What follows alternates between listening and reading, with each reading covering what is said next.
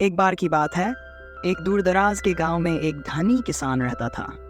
उसके पास बहुत धन संपत्ति थी, लेकिन उसकी खुशी उसकी संतान की बुरी आदतों से प्रभावित थी। किसान का बेटा कई गंदी आदतों में फंसा हुआ था।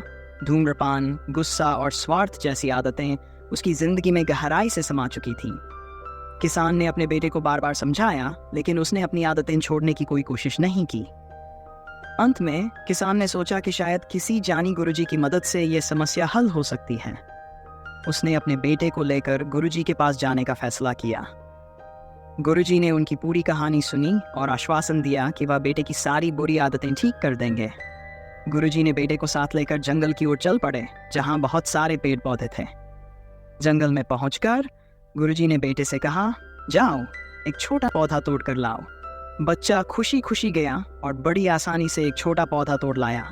गुरुजी ने उसकी पीठ थपथपाते हुए कहा, शाबाश, अब एक थोड़ा बड़ा पौधा उखाड़ कर लाओ। लड़का गया और एक बड़े पौधे को उखाड़ने की कोशिश करने लगा। उसने पूरी ताकत लगाई और पौधा जड़ सहित उखड़कर उसके हाथ में आ गया।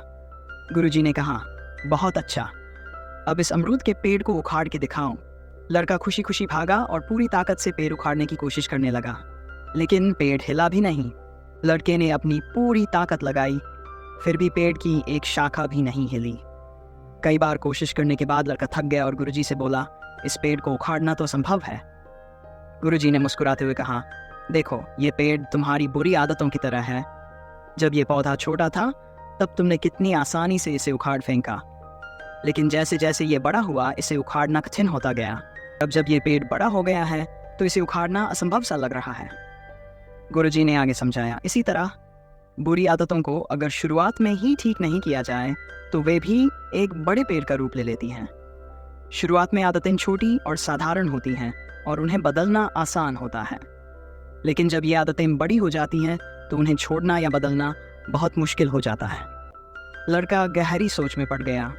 उसने महसूस किया कि बुरी आदतें भी उसी तरह फैलती हैं, जैसे एक छोटा पौधा बड़ा पेड़ बन जाता है।